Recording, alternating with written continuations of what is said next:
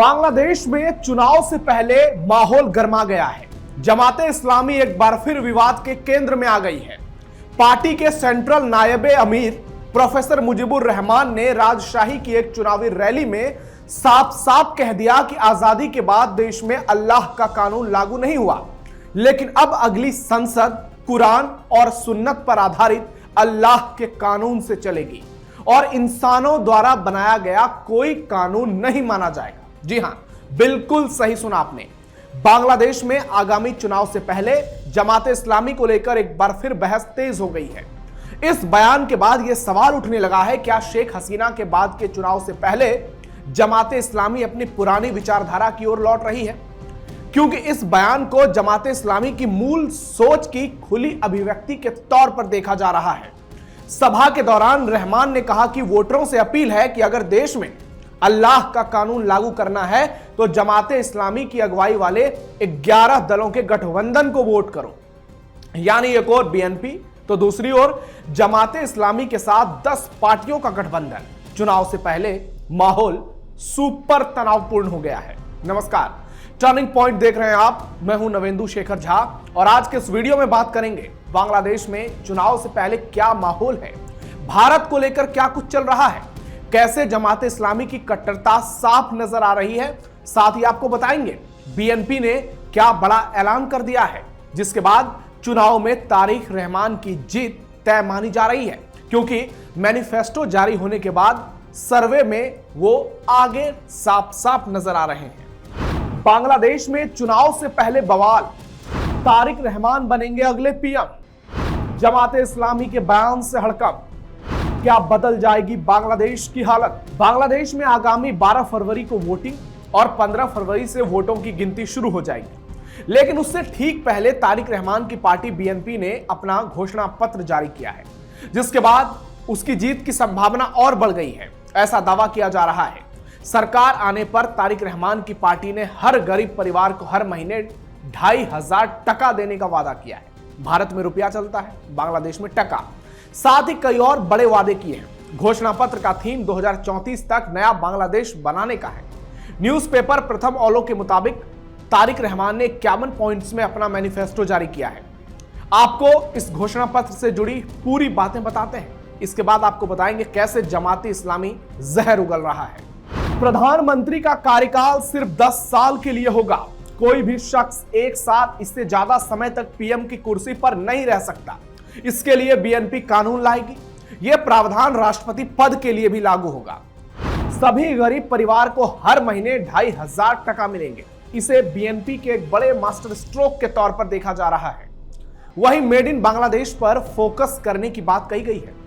बांग्लादेश में राज्यसभा का गठन होगा। वर्तमान में सिर्फ नेशनल असेंबली है, जिसे जातीय संसद यानी लोकसभा कहा जाता है। अब राज्यसभा का गठन होगा और इस सदन में महिलाओं के लिए 20% सीट रिजर्व होगी। बांग्लादेश दोस्त बनाएगा, लेकिन किसी देश का दखल बांग्लादेश में नहीं होगा। बीएनपी का कहना है कि हम स्वतंत्र विदेश नीति विकसित करेंगे और बांग्लादेश के लोग हमारी प्राथमिकता होंगे। अनुच्छेद 70 में संशोधन होगा। नेता दल बदल नहीं कर पाएंगे। 1 लाख स्वास्थ्य कर्मियों की बहाली की जाएगी। 50,000 लोगों को शिक्षा विभाग में नौकरी दी जाएगी। भ्रष्टाचार को खत्म करने के लिए जांच कमेटी का गठन होगा। यानी बीएनपी ने बहुत बड़े बड़े ऐलान कर दिए हैं अपने चुनावी घोषणा पत्र में। तो यह बीएनपी का घोषणा पत्र है, लेकिन बड़ी बात है कि पार्टी की घोषणा पत्र में शेख हसीना को लेकर कोई जिक्र नहीं है। इसका सीधा मतलब है कि पार्टी की नजर हसीना की पार्टी अवामी लीग के कैडर वोटरों पर है, क्योंकि शेख हसीना भले ही बांग्लादेश से दूर भारत में है, लेकिन उनके समर्थक आज भी बड़ी संख्या में हैं और सबसे ज्यादा इंपॉर्टेंट उन्हीं का वोट होगा। और जिनको शेख हसीना का वोट मिलेगा वो बांग्लादेश में सरकार बनाएगा। किसको वोट देंगे शेख हसीना के समर्थक? बीएनपी के मैनिफेस्टो में शेख हसीना का नाम तक न होना बांग्लादेश की सियासत में एक सोची समझी और बेहद अहम रणनीति के तौर पर देखी जा रही है, क्योंकि इसका सीधा मैसेज यह है कि पार्टी टकराव की राजनीति से बचते हुए सीधे अवामी लीग के कैडर वोटरों को साधने की कोशिश में लगी है। शेख हसीना भले ही इस वक्त भारत में है, सत्ता से दूर है, क्योंकि उनको उनके ही देश में फांसी की सजा सुनाई गई है, लेकिन अब उनका राजनीतिक आधार बेहद मजबूत माना जाता है आज भी। और गांव से लेकर शहर तक बड़े पैमाने पर उनके समर्थक हैं जो चुनावी नतीजों में निर्णायक भूमिका निभाएंगे। ऐसे में बीएनपी का यह मैसेज कि बदले की राजनीति वो नहीं करना चाहते, ये शेख हसीना के वोटरों को उनके साथ जोड़ने का एक काम करेगा। बीएनपी भविष्य की बातें कर रही है।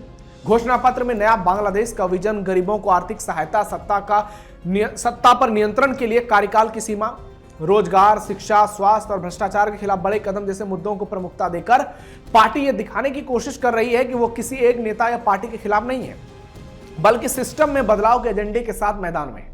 राजनीतिक जानकार मानते हैं कि शेख हसीना का नाम न लेना एक तरह से उनके समर्थकों के लिए खुला नहीं होता है कि सत्ता बदलने की स्थिति में भी उन्हें हाशिए पर नहीं डाला जाएगा, क्योंकि बीएनपी जानती है कि बांग्लादेश की मौजूदा राजनीति में वही वोट सबसे ज्यादा असर डालने की ताकत रखते हैं। आज भी शेख हसीना इसलिए बांग्लादेश में सबसे ज्यादा लोकप्रिय है क्योंकि शेख हसीना ने बांग्लादेश की पूरी तस्वीर बदली है, बांग्लादेश को विकास की राह पर ले गई है। और शेख हसीना के दौर में बांग्लादेश दुनिया का सबसे तेजी से उभरता हुआ भी अर्थव्यवस्था बना था। शेख हसीना के दौर में कट्टरपंथियों की राह मुश्किल हो गई थी।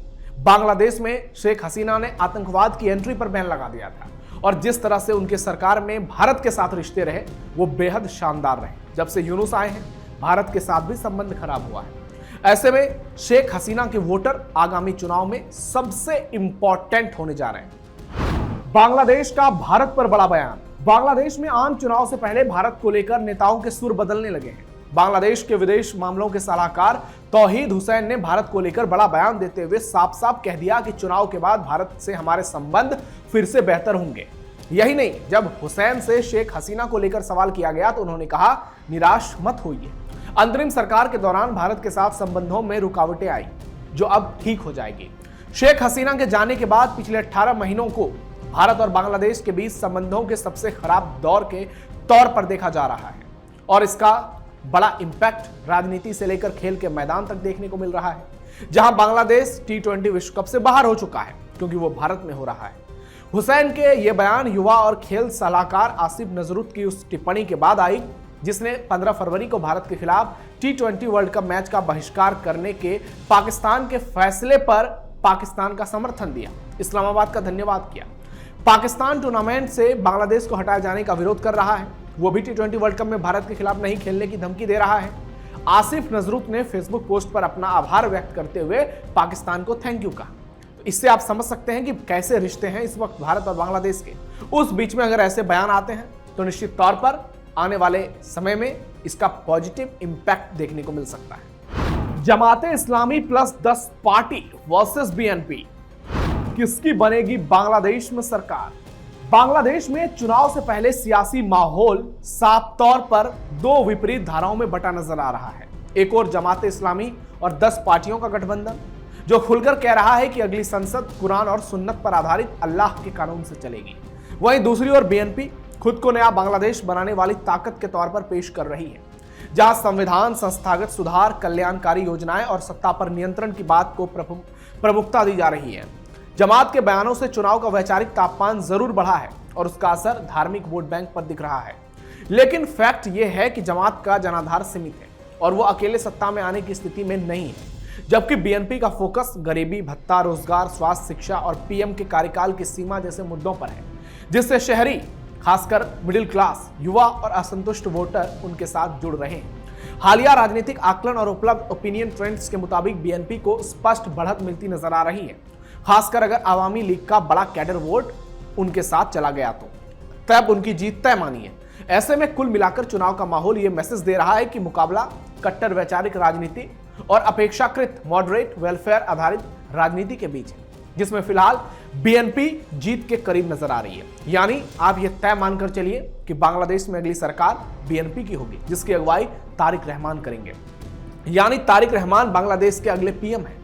इस बात से आप इनकार नहीं कर सकते, क्योंकि दूसरी ओर जमाती इस्लामी के साथ 10 पार्टियों का गठबंधन चुनाव में पिछड़ता नजर आ रहा है। अब अचानक से कुछ हो जाए तो बात अलग है, लेकिन जो ट्रेंड्स नजर आ रहे हैं, बांग्लादेश की सड़कों पर जो भीड़ नजर आई तारिक रहमान के लंदन से लौटने के बाद, वो बता रही है कि बांग्लादेश में इस वक्त माहौल बीएनपी के पक्ष में है।